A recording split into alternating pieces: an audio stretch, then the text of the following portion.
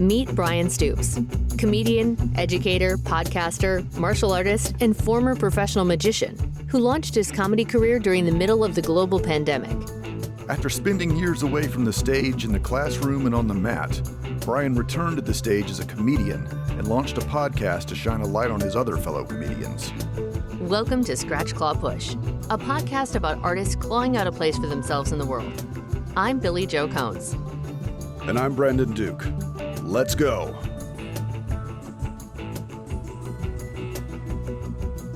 So welcome to the show, Mr. Bryan Stoops.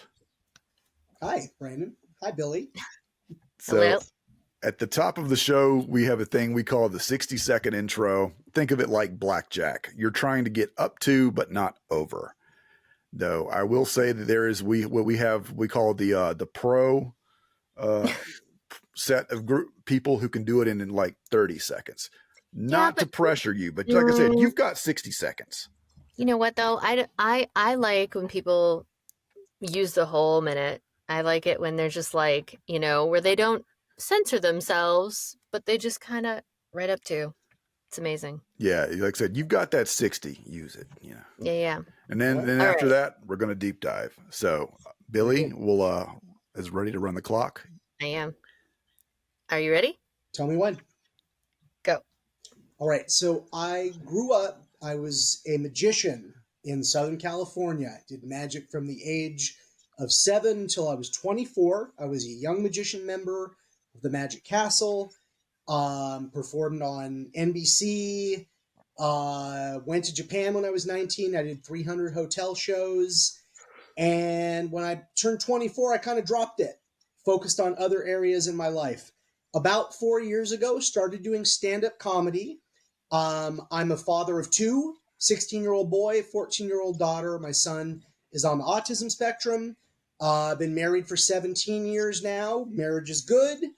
And I've just had a lot of success as a stand-up comedian, producing my own shows, have a good reputation now as a producer, performing in international festivals, posting content every single day, just started a podcast and trying to maintain all that.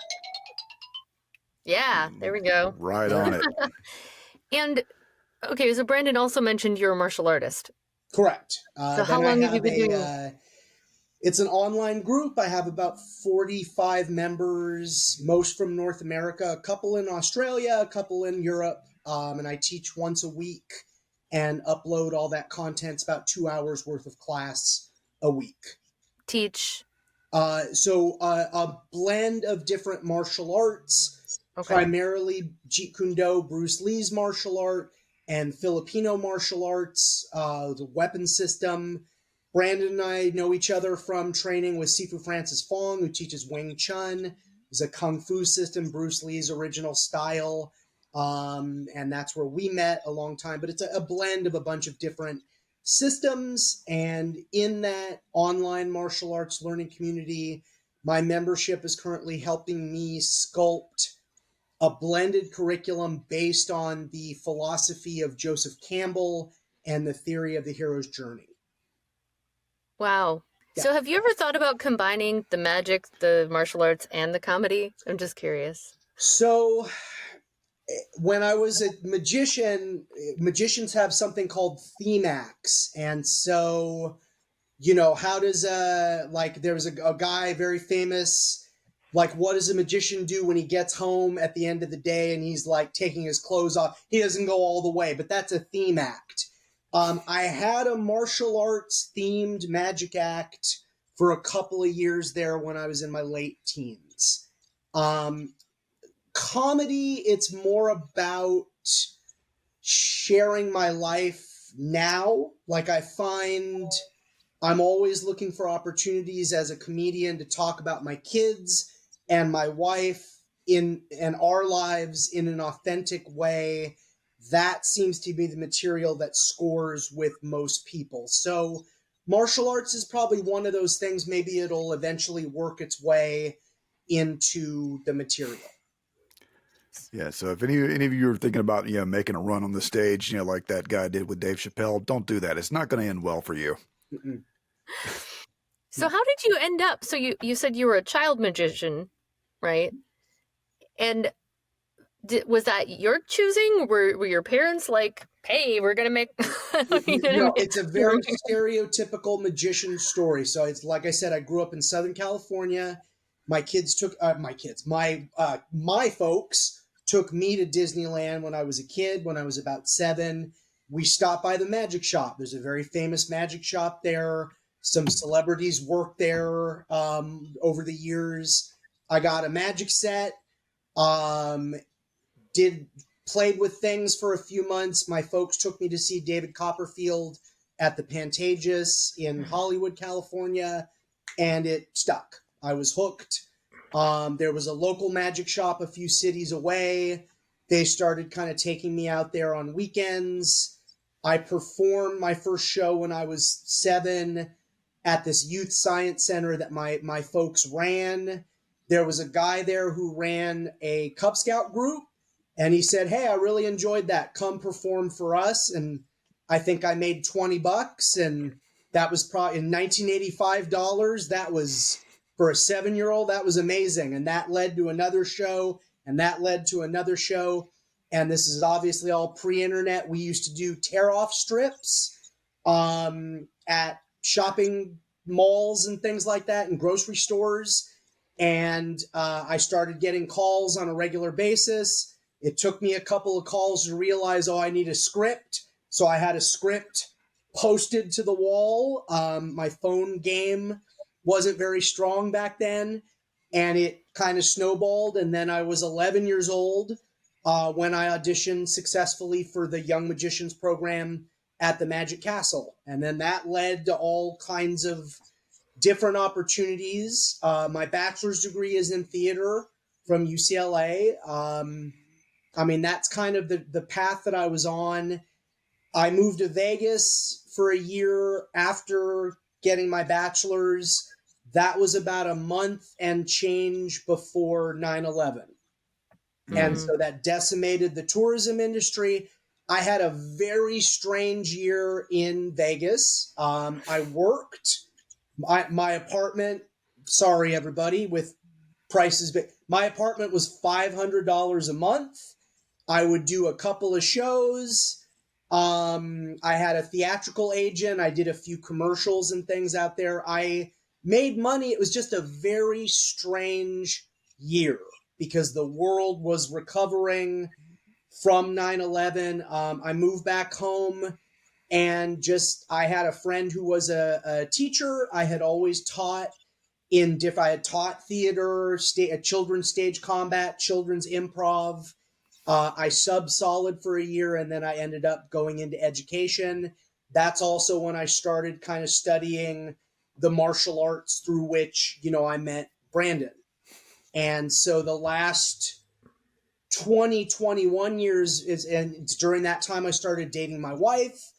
And so like being an educator, my relationship with my girlfriend that became my wife, that became the mother of my kids, and then this very kind of all consuming martial arts study. I mean, that just kind of led out for the last 2 decades. And then 2018, we took a chance and we moved to New York City. I was leaving administration. I really wanted to be an administrator.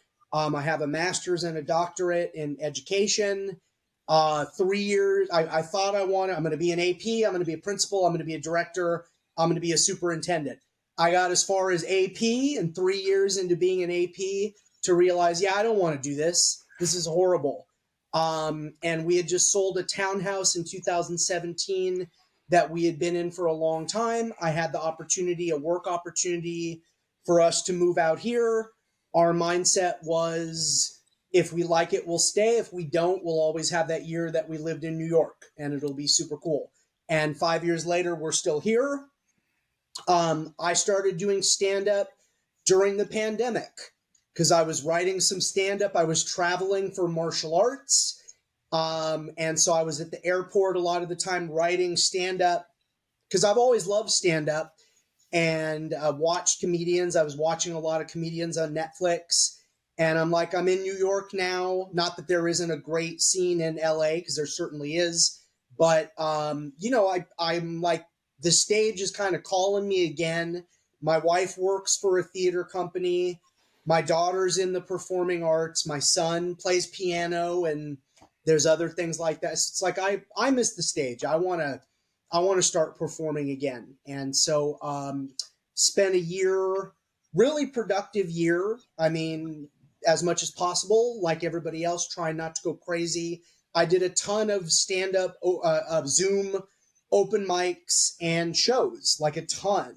And then when the world opened back up, kind of went through the rebirthing process and realizing like, oh, okay, that year I spent online is really like 3 months on stage, and then going through all that learning and growth and suffering, very necessary.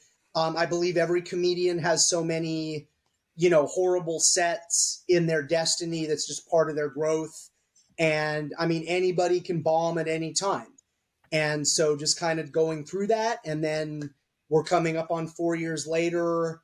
And I'm a little bit older. I don't think of myself, I'm 45, but I mean, like, I feel so much better in my 40s than I did my 30s because we're out of little kid land. I have teenagers. They're very self-sufficient. Everybody's kind of doing their thing.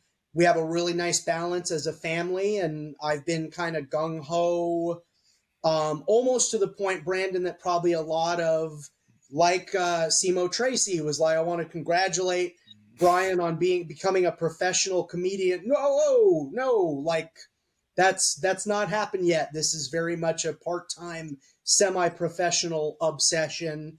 And I'm trying to keep all the other things, all the other balls in my life up in the air as well. But this, for the last 4 years, has been really enjoyable and really all-consuming. And I've been very lucky to have some really great milestones in 4 years. So I'm curious to know, like, when you got back on stage, because I mean, you'd had that background, which I didn't know about until literally right when you said it, that you had done performing, like, as as a magician back in the day. Yeah. So did it kind of lessen the shock or the blow of getting on stage and doing comedy, or is that just such a different animal that you can't prepare for it unless you do it? So I will absolutely answer your question. I will say, before I jump to that part of your question, for the martial arts educator decades, it's not like I was embarrassed. I was really trying to carve out a new identity. You got to remember, from the age of 7 to 24, if you asked me, tell me about yourself, the first thing out of my mouth would have been that I was a magician. And so I wasn't embarrassed by that. I became an educator after I finished my first year of being an educator. I was in a townhouse that I had bought. I felt like I had started my life as an adult.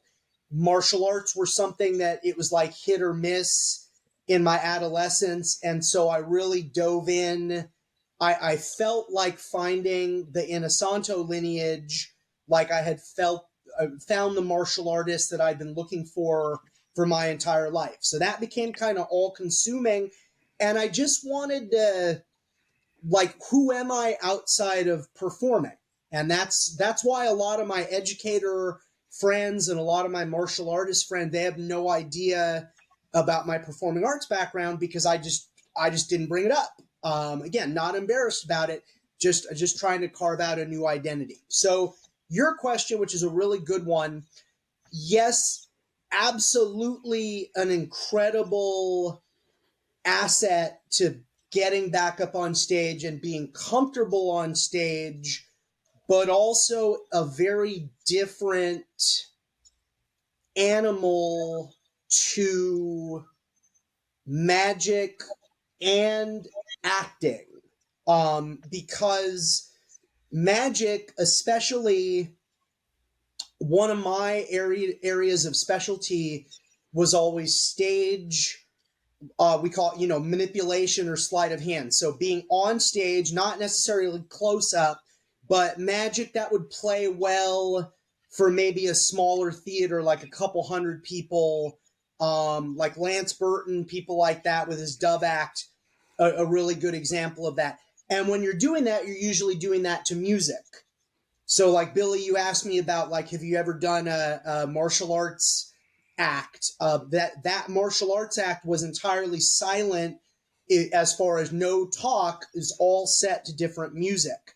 So when you're in that kind of environment, what I found growing, you trance. So you're not really in your body. You've gone through it enough time. You're just kind of, and it's not like you're not present. It's not like it's not authentic. You've gone, the muscle memory takes over and you're just going. And I've found the same thing with stage acting you do your warm up and you're in it, and it's like when actors talk about you throw away, you do all that preparation, then you throw it away. Well, what do they mean by that? You don't need it anymore because you've internalized it. Comedy, if you're trancing, you have a problem because you're on stage and it's in the moment. And yes, it's like my hour right now that I'm working on, and it's the hour I took to Edinburgh. I'm going to be taking it to England in February. It's memorized. I mean, it's in here, and even if I'm tired, it'll come out of here, and I have confidence in that. But I don't want to tune out. I want to be present for the entire time that I'm on stage. If somebody reacts differently, or if somebody laughs in a way that if something happens, I want to be in the moment to be able to respond to that. And so, yes, an incredible asset to have all of that experience and all of that flight time, but I was very rusty. I got very, very, very, very, very nervous. Probably the first 15 times I was live on stage. I mean, more probably than I've ever been in my entire life, which is fine. If the nerves ever completely go away, I think we have a problem because that's energy manifesting. But yes, a great asset, but also I didn't want to end up in the headspace of, I have 17 years experience solid being on the stage, and that means something in this environment. Like, no, that means something, but you got to do the work, and you got to get the reps, and you got to have the peaks and the valleys in this environment. So in a very round, that's my long answer to that important question. So Go ahead, oh, Billy. Go. I was going to say, I want to know. So it's like you've had three different lives at this point, Mm-hmm. kind of. So when you left Magic, Yes. I kind of want to know, like, what was the transition like leaving Magic, and then when you came back and decided to do stand up, what inspired these transitions? Like, what was the thought? And during that time in between those, were you doing anything creative for yourself, or was it sort of outwardly focused on other people, like you were talking about being an educator and a parent? Right. When I left Magic initially, it was after I made the decision to become an educator. And I had worked as a substitute teacher and worked pretty solid most every single day for about an academic year while I was still going to auditions and still doing shows and things like that. I was sort of taking that year to really see if this was something that I liked. When I made the decision to go full time, that meant going back to university to work on a teaching credential.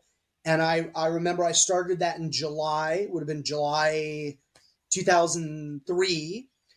And I worked a week at the Magic Castle. So at the Magic Castle, what they do is and they still do it this way all these years later, they bring everybody in, and usually the guest artists are there for a week, Monday through Sunday.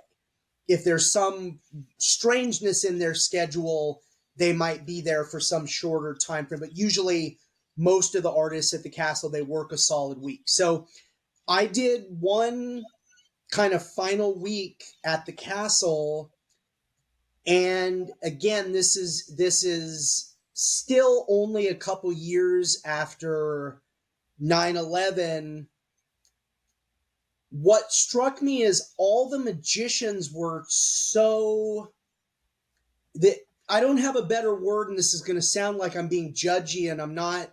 This isn't a judgy statement. They were so desperate for intel about, hey, has this place opened back up? Is this person booking shows again? Is any normalcy present?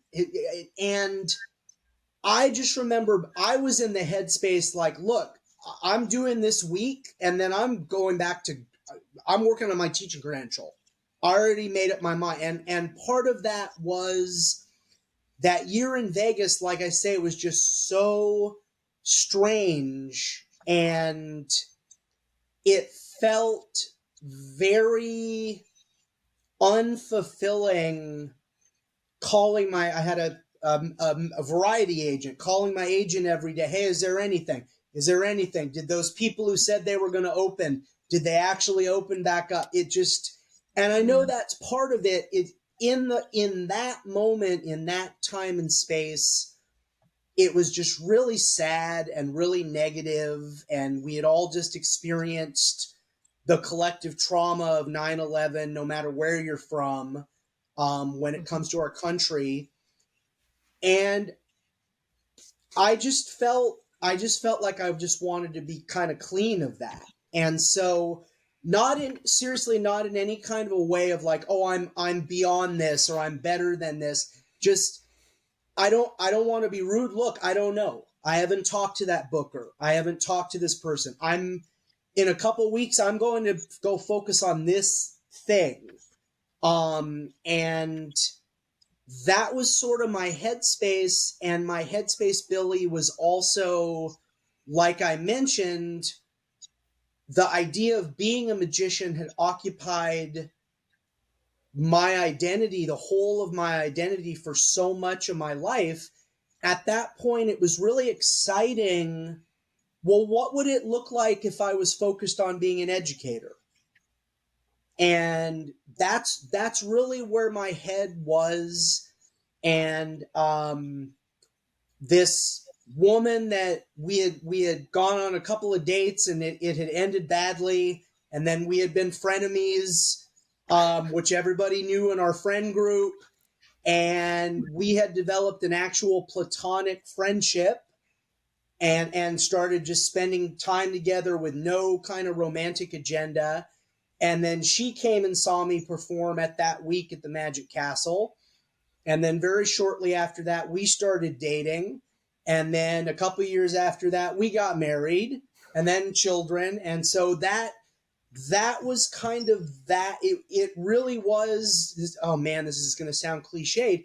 It really was like a time period of this kind of rebirth of my sense of self and the direction that my life was going in. And then 1 year after wrapping up my first academic year, with some family help and some of my own savings from, being a magician for the better part of almost 20 years. And I mean, being a pretty successful magician, um, no ego, I bought this microscopic little townhouse and found out that this lineage of martial artists that I had read about and bought VHS cassettes of well-known instructors, there was an instructor in that lineage very close to where I worked. And so my martial arts journey took off about a year after I became an educator. And so I was very focused on that. That's what I was doing. And Brandon and I were talking before we started recording. My martial arts journey hasn't stopped. It's just taken a very strange detour. We moved out here. I had the opportunity that brought us to New York. That opportunity wasn't really a fit. And so financially, we were in the position. I went into the martial arts full time. I opened up this little broom closet sized academy in Midtown Manhattan. And I got very lucky because I was looking at renewing my lease or renting a bigger place when my lease was up at the end of February going into March of 2020. And so I could have gotten, I mean, we could have been financially completely wiped out and I could have rented some other place. And so that business just transitioned. Now it's a part time online business. And I really like my members and they do incredible things. And it keeps me training and exercising almost every single day. And that's kind of what the martial arts look like. And then everybody in my family is involved in the performing arts. My wife is a classically trained musical theater performer. She has an incredible voice. And so she works for a theater company. She got her equity card a couple years ago. She's also auditioning. She's trying to live out her dream and get a Broadway show. Her parents are a little bit older than mine are. And I knock on wood, I really want that for her while her parents are still with us. I'm not being negative or morbid. You know, none of us live forever. And I mean, they're in the later stages of their lives. So, like, I really want to see that come to fruition for them and her. My daughter just auditioned her way. She just started at this really prestigious performing arts high school in Manhattan. She did this all on her own. She auditioned as an eighth grader or summer before her eighth grade year into a program at Lincoln Center that prepped her to put together her audition package for the performing arts high schools out here. And then this year, everything was on video and she crushed it. She did monologues, she sang songs, she got into her first choice high school, and she's a freshman there right now, and she's loving it. My son, I don't know if I meant, you know, he's on the autism spectrum. He has an incredible support system. So he takes piano lessons and tap lessons, and he just started improv at the theater where my wife works. And that's in a very small kind of micro community here in New York City. Everybody knows him there. So, like, he's thriving. It's been kind of a transition to a transition, and then that's all really freed me up to be able to pursue stand up and not feel like anybody's missing family time. So it's a really special time. Everybody's getting to do their thing in for as far as the four of us, and then we find time to reconnect, to make memories as a family. Again, I'm sounding like a you know, it's like a Hallmark moment, but I mean, I really, when I mentioned like my 40s have been so much better than my 30s, I meant that in the sense that I was really struggling a lot during that time period, really trying to find balance. And a lot of that was just having little kids is really, it's a difficult business, like no matter if everybody's neurotypical or not, like, and so with the four of us have really found this incredible balance. The three of them are at the theater right now, and I knew they would be. So this is totally ideal tonight to sit down with the two of you and do this. It really feels like serendipitous moment on top of serendipitous moment. And I'm just seriously really enjoying the ride. And I mean, some of the results that I've gotten in 4 years have been really exciting. And it's a really just, I feel like an exciting time period in for the four of us. So I'm curious. So, like, with your years of being an educator, I would have to think that would provide a lot of material for your comedy show. Yes. And that's actually my next 5 minutes, like the 5 minutes that I'm working on right now, it is all kind of related to teaching. It just hasn't, my first hour is really a lot of material about my wife and kids, some observational things that I've worked on, a bit about my journey moving to New York after spending most of my life in Southern California, and then a few other things in there. And then I'm working on my next hour right now.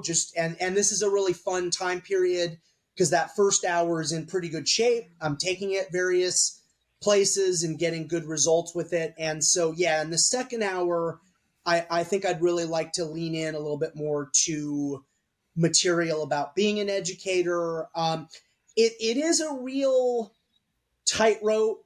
I mean, I want to be open and I want to be authentic. Um, I'm just not mean. I'm not. I know some people like that. Some people want more edgy comedians. That's just kind of not my style. You just So change the names to protect the innocent or the oh, guilty, however it. no, I would never use their real name. No, I just mean it's fun and challenging because I'm looking for a way to like authentically share about the bad and the struggles and the things like that. Um, but in a way that's funny and clever. And I mean, of my emergent style as a stand-up, as I'm understanding it and trying to refine it, because I'm always looking to get better and better and better. And I mean, stopping and just standing around, man, look how good I am, is just like the ultimate recipe for stagnation in anything. And so I definitely like I need to kind of mine that because there's a lot there. And I think I've stayed away from that because it's like, well, I need a little bit more skill as a comedian because I want to be able to approach this from my voice as a comic, as I'm understanding it, as it's developing. But it's a good point and very much in the works. So, So do you you know about? Sorry, Brennan. no, please go ahead. Just speaking of comedians that are not the edgy, you Mhm. know, mean type. Like some of my favorite comedians have been the Midwesterners. Mhm. Mitch Hedberg, may he rest in peace. Mhm. Um, like I love Mitch Hedberg. Also, Pete Lee is a Wisconsin stand-up who I absolutely adore. Who's very his shtick is he's very Wisconsin nice, Mhm. you know. And then there's Joe Pera, who is taken off like crazy. Do you know of any of them? I mean, Joe Perry, obviously, yeah. Joe Yes. Pera is amazing, and like he's just him, and like Right. he's sort of a character though of him, but like you know, Right. uh, to just lean into that and just embrace the I do slow comedy, I do, you Yeah. know, like um, and obviously people connect with it. My boyfriend and I went and saw him when he was in Atlanta last year, and we always felt like he was our little secret, our little thing. And then we showed up at the theater, and the line went in front of the theater, down the block about a block, and then around the whole building and back a block behind the theater, down the hill into the parking lot. And we were like, oh. And that was the second show of the night. And we were like, oh, we just expected to drive up and just walk in the theater and here. Nope, Right. nope. He is so popular now. So I think that there, um, without naming too much, because then the strike, I can't talk about things that I want to talk about. Sure. But some of my other favorite things, there's a, I'm not going to say the name, but there's We could bleep it an out in post. animation. Mhm. There's an animation show that stars Nick Offerman and Megan Mullally and some other famous people. I'm just not going to name it, but it's all heart. I Mhm. mean, it's not the edgy, it's not the like blue and naughty. It's all big-hearted, open-hearted comedy. And it's still ridiculously funny. And so I think that people who think that that's not possible are just wrong, really. I agree. And I so My current hour is something that is possible to do completely clean. I mean, clean comedians just have more options. I mean, I'm also going to be very frank. I want to work cruise ships someday. I have no qualms. I love to travel. It's great money. And a lot of the cruise lines they prefer people who can work clean.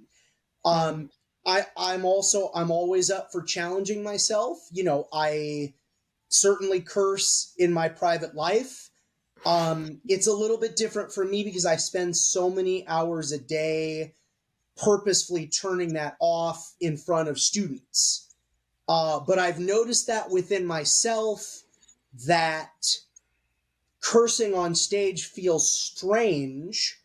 And so every now and that is another benefit of, I mean, getting up as many times a week as I've been getting up. I've been very lucky that way. That like this last year, I really haven't done many open mics whatsoever. It's all been shows. And so the nice part of regular bookings on shows is you can roll out some new material. You can, well, let me do, if it's a 7 minute spot, let me do 5 minutes of stuff that I know is going to crush. Let me work 2 minutes of brand new stuff in the middle. And if it tanks, then I can save myself with the things that I know, pretty much work no matter what. But in a lot of these shows, like sometimes I'll challenge myself, especially if it is like a raunchier show in general. I'm not going to go to the point where it's not me anymore, but I am going to kind of look for opportunities to work differently and be a little bit more free. Because I think it's easy as well to let blue material or let cursing, to have that as a crutch, or even to Mm-hmm. think that that's comedy. I'm not gonna write. I'm gonna get up and I'm gonna curse a bunch, and everybody's gonna love it because that's what my friends like. And it's like, oh boy, most people can't do that. So I have nothing against comedians who don't work clean. That's not a thing. So it's like, for me, you know, like John Mulaney's the person who got me watching stand up again, and then kind of like I want to watch more stand up. And I think his overall journey over the last few years has become a much more public. His awareness of him has increased tenfold in the last few years. Has been, his journey's been really, really fascinating.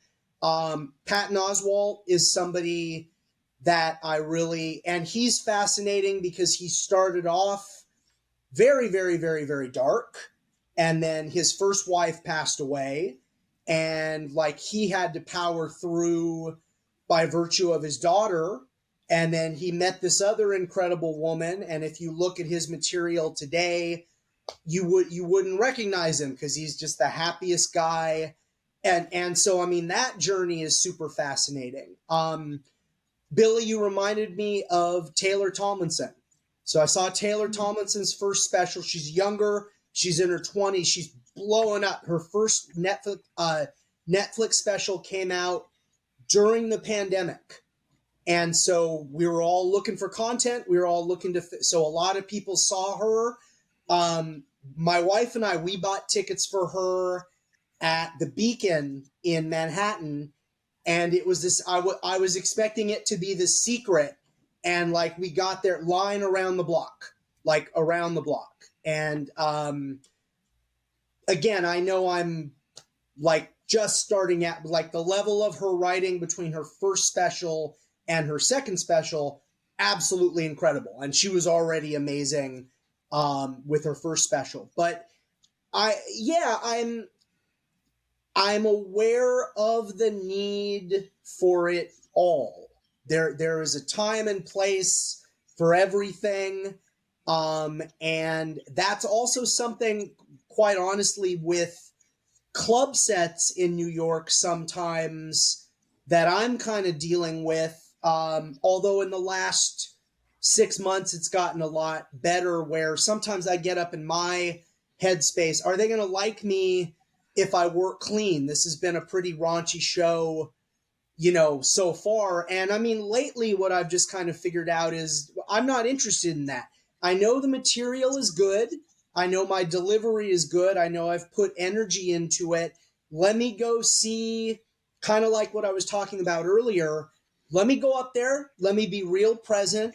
Let me see how this audience in this moment responds to this material. And one of my kind of stand-up mentors had this great expression: stand-up comedians are like video game characters. If we die, we just respawn the next night and we'll go give it another go, and it doesn't matter. And as far as like content creation, and some of the comedians I've shared this with can't believe it, every now and then I'll post a video of me dying. I need so many views a day. I don't care. It's fine. I'm going to pretend that I never died.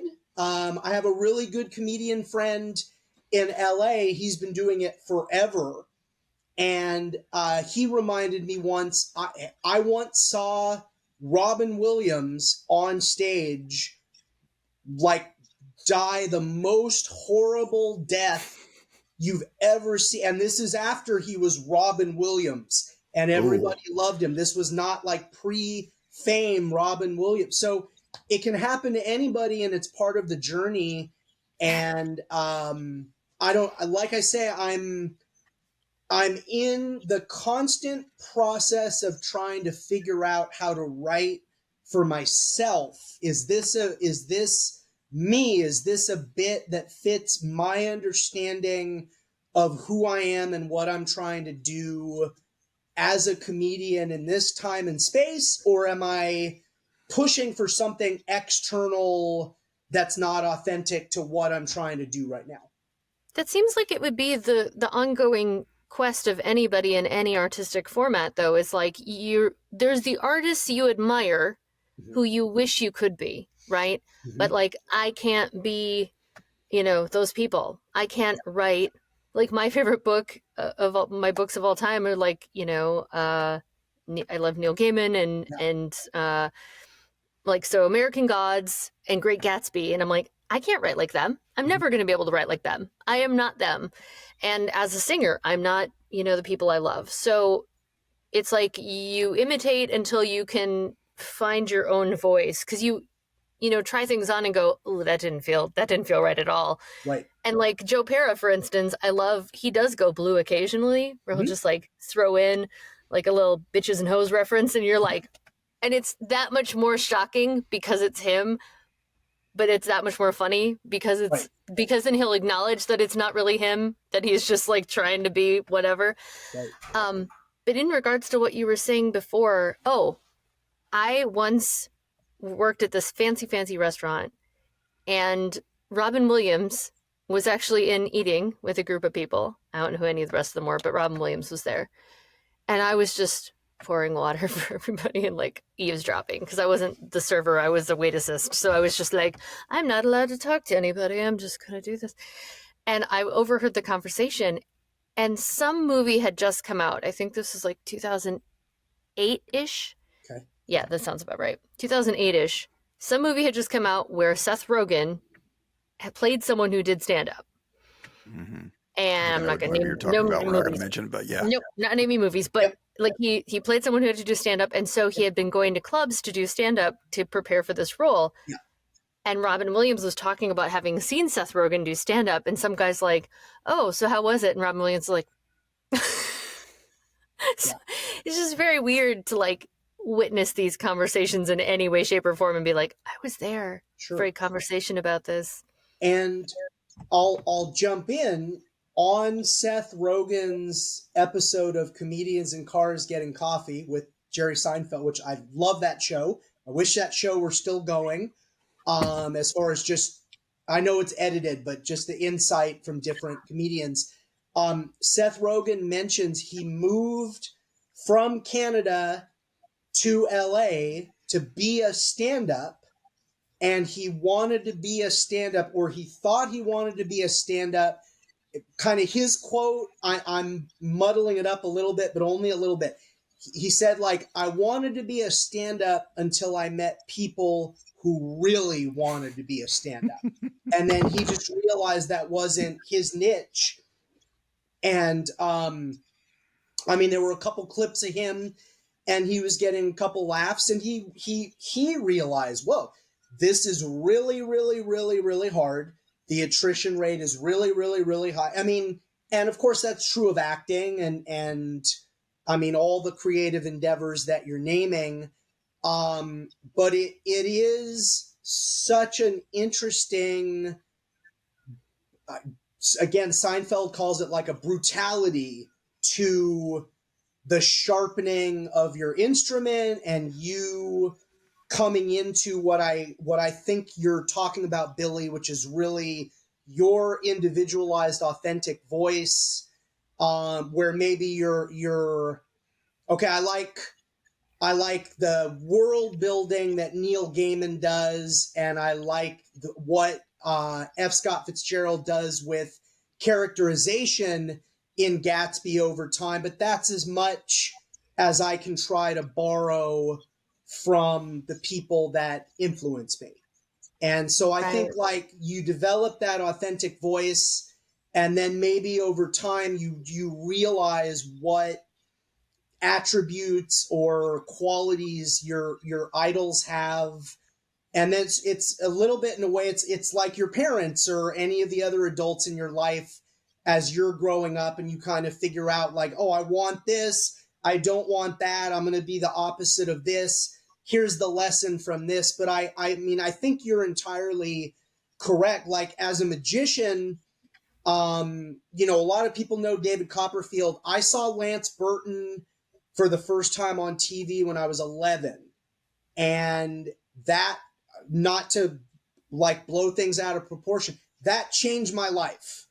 And I spent like the next 5 years doing my little like Lance Burton clone act because it's like, oh, I want to do that. I mean, but again, this is like 11 to 16, and then 5 years of doing that and people kind of going, look, we all love what Lance does, like you got to kind of figure out what you do, Bryan, and what you're gonna bring to the table and things like that. So I think that process is part of it. I would feel badly for anybody who doesn't, after so much time, at least get a handle on like understanding a sliver of what their own strengths are or what their voice is within their art form. And maybe that's the optimist in me. Like I would always hope that people are getting closer and closer to that.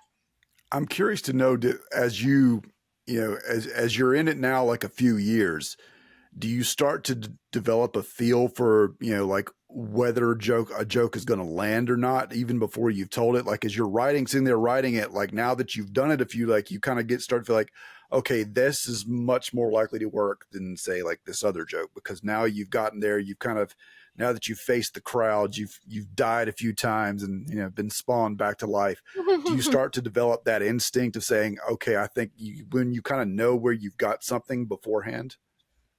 I do think it's getting better. I do think I'm an English teacher. I also, I've done a bunch of creative writing. So I'm wordy, and I know I can be wordy. So I'm looking to, as you're all, I think you all have asked me 5 questions, and how long have I been talking? But I'm wordy. So as a writer, like I'm getting better and better and better about when I write the initial draft of a joke. Okay, I don't need this phrase. I don't need and being a little bit more economical with words. Um, Churning out a first pass at a joke or a bit that's a little bit leaner than I probably would have written, 3 or 4 years ago. So I think yes. And then these days, Brandon, honestly, what I really like to do is come up with a concept, outline it, not write it, but outline it, get it up on stage as quick as possible, and record it. I record every set that I do, record it, and then sculpt it a little bit and then get it right back on stage as quickly as possible. And so that as a process is I'm getting a lot faster at like getting to that end product. That's it. I threw something on stage 3 times ago, and now this feels like a bit. Like this is really something. It's really refined, and I'm not just getting it up on stage as quickly as possible. I'm performing it to hone it, and that is all happening a little bit quicker. For sure. I'm fascinated by that process because, I mean, well, just comedians in generally, I find fascinating because you have to be a writer and a performer. It's like, and those things for what you do are interlocked.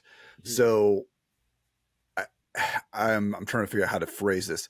Just getting up there, I guess, like, just so like something, because I'm sure like, like everybody's got that thing where you've got a thing in your head that you think is really funny, but I'm sure you get into that place where you can actually go tell it and perform it. Cause like there's definitely certain comedians that rely a lot more on rhythm and delivery than others, where it's not just the material, it's how they tell it. Mm-hmm. And I mean, I'm sure we've all known people that can tell a story that could be about something as just mundane as a trip to the grocery store, but because someone might just have like a natural instinct to be funny. Like they can have you in tears by the end of the story. Where is that? I mean, like, how does like do those two things have to develop in tandem, or is it always just kind of like, is there like a feeling out process of just like, okay, I think I've got this thing now, I've got to get it up on stage and get it, like you said, if you take it, like say it's maybe only like half sculpted and now you're going to do the rest of it in front of an audience.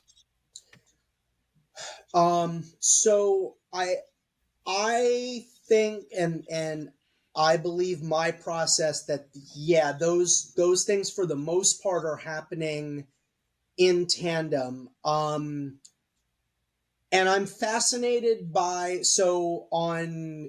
the risk of being promotional, my own podcast that I started recently, the 96 Person Bringer podcast. One of the questions, I have a questionnaire. I run every guest through the same questionnaire.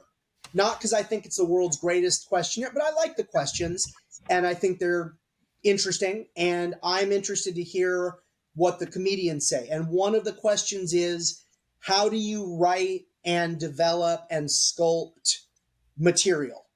And I've only done a handful of episodes, and every guest has had a different process. And so for me, I'm going to say it starts with writing the idea either as a note, or I have an idea and I'll immediately start actually writing it out. So I keep all my ideas on my phone because I have horrible penmanship, and sometimes they come and so I can type fairly quickly. So ideas for bits go on the phone. My notebook is only for show reflections. I write the date, I write the location, I write what material I did, and then I write a few sentences or more about how the show went and what my thoughts were and what it means to the overall journey process. I do a ton of sit down in front of this laptop on which I'm talking to you both right now, open up a Microsoft Word document and type, because then again, I can read it. I'm not overblowing how horrible. It's really sad as an English teacher with a doctorate. I try never, if I can find a way to run a class without doing printing on a board, I'll do it because it's that bad. So sit down, get it on a document, write it out, get that going. I think the idea, the kernel comes first, and then the instinct to define it in some way, even if it's just, I have 3 punchlines in mind. I'm going to very quickly, maybe I don't even write them out as full jokes. I just capture the phrase on my phone. Now I want to put it up and I want to see what happens in the moment, even if I'm kind of talking it out in front of the audience and I want to record it. Then I want to take that and formalize it a little bit more, and I'm not going to go back up on stage without reviewing the footage and refining a little bit.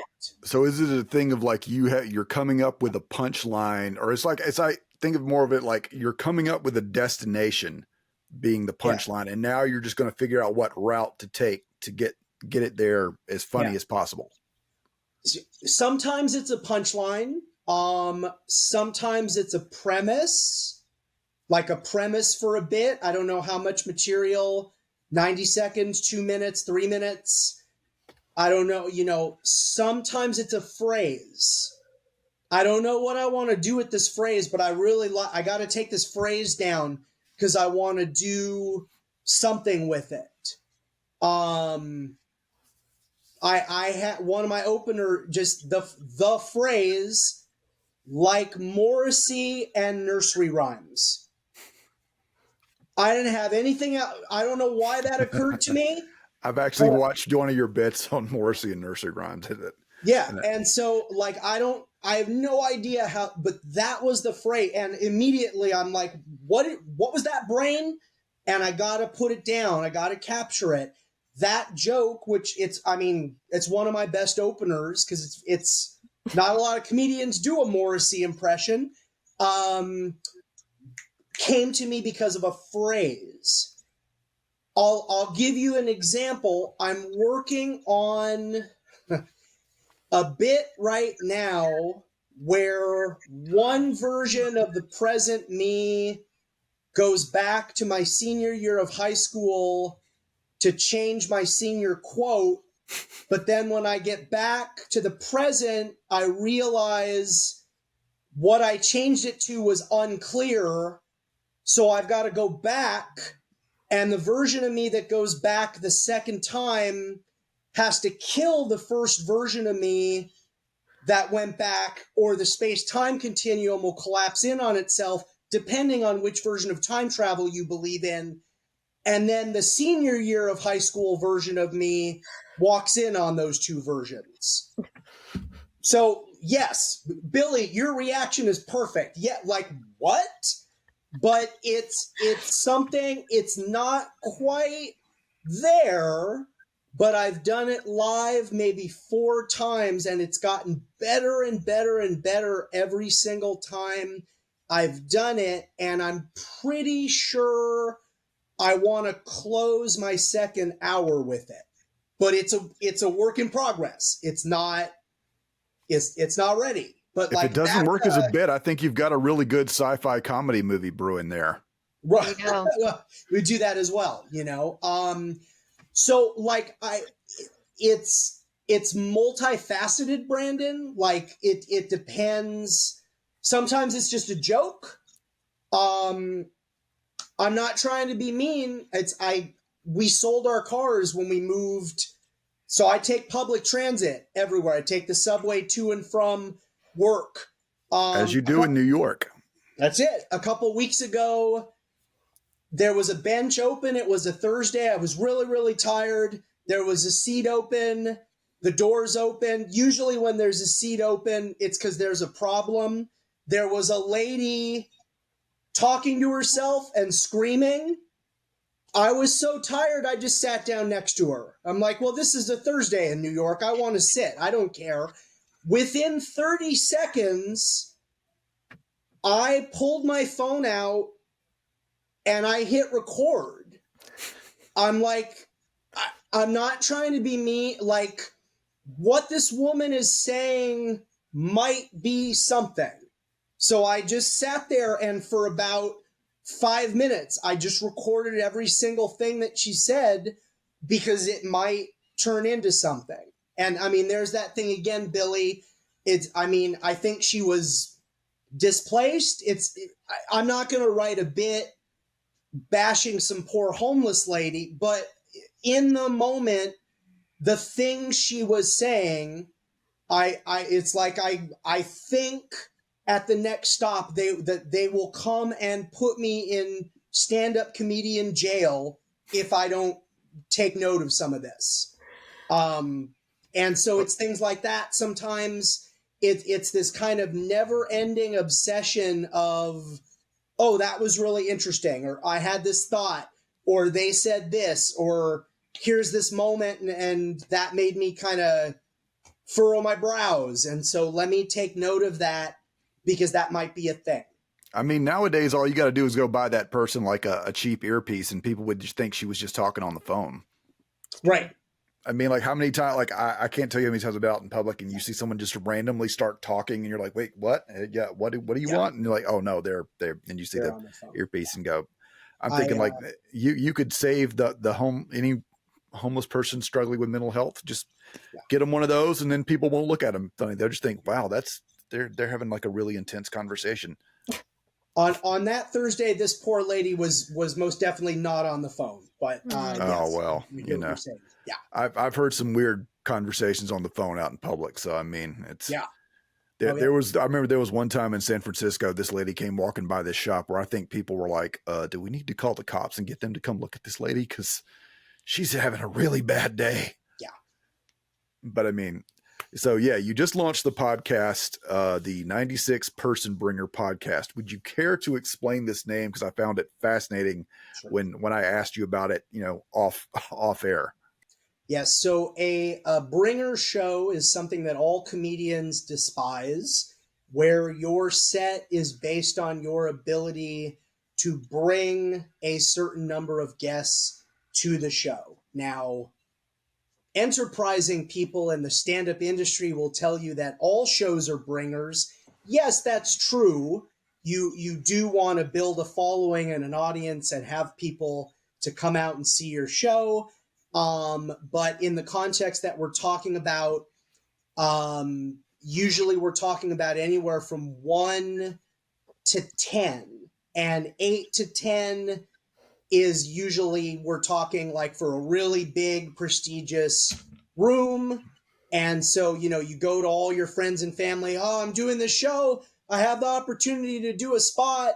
And will you please come out? And I mean, what I end up doing is I usually buy everybody's ticket because I feel guilty. So, I mean, they're expensive, and you're, after so long doing them, your friends and family start, no, I don't want to come to another one of your show, you know, and I don't want to spend another $30 on drinks with the ticket price to see you do the same 5 minutes. It's a really hard situation. And comedians typically just want stage time to get better. So I knew I was going to name my podcast The X Person Bringer, and the X was going to be an absolutely ridiculous, impossible number that you would never have a booker say, okay, Brandon, you're on the next Thursday show at 8 p.m. I just need a cool 96 guests, each one of them buying 2 drinks, and that spot is yours. So no pressure. Yeah, right. And so what also ends up happening is you're on your phone. You want to think about your performance, and you want to be, if you're in someplace famous, you want to be soaking it all in and taking photos. And oh my gosh, look, and there's a photo of so and so, and they performed here. What typically happens is you're on your phone because I call them your Broughton, the people that you're bringing. Or they're running late, or they couldn't find it, or they couldn't get parking, or they have a question that you already answered.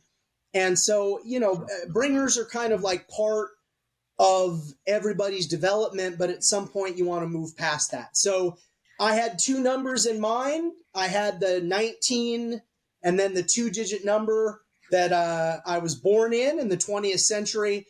And then I had the year that I graduated high school, which was 1996. I literally went to my wife and I said, don't overthink this. I'm going to ask you a question, answer it. And I said, which number is funnier? And I said, there, or 96. My wife said 96. And so thus the 96 Person Bringer podcast was born. So as we're coming, we've come up upon the hour mark. Tell the people where they can find you online if they want to @ you. Yes, so most everything for me is Bryan Stoops Comedy, Bryan spelled with a Y. That's Instagram, that's TikTok. You can find me on YouTube very quickly that way. The podcast, again, the 96 Person Bringer podcast, or if you search my name, or if you search Bryan Stoops Comedy, the video portion with the podcast, with the audio, is all on YouTube. You can find that real easily.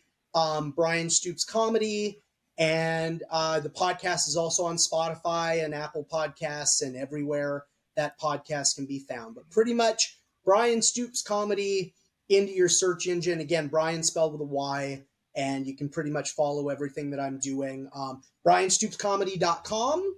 I get so focused on socials, I forget to plug that. BryanStoopsComedy.com. That's my website. And you can put in your best email address. As a thank you for putting in your best email address, you can watch a 15-minute set.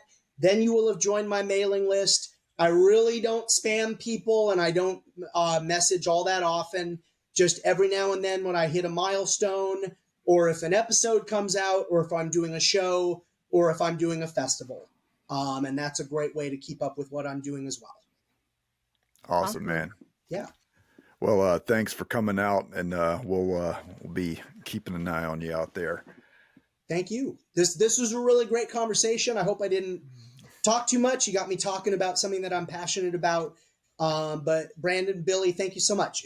I had a blast and really enjoyed it. Thank you. Thanks, Bryan. It was nice to meet you. It was nice meeting you as well, Billy. That will be all for this episode. To keep up with the show, follow us on Facebook, Instagram, and Twitter at ScratchClawPush. If social media isn't your thing, you can contact us at scratchclawpush@gmail.com. This podcast has been a Carcutta Media production. For a full list of our podcasts, go to carcuttamedia.com/podcasts. This recording, or any portion thereof, may not be reproduced or used in any manner whatsoever without the express written permission of the publisher, except for use of brief quotations and review. Copyright 2023 by Carcutta Media, LLC. All rights reserved.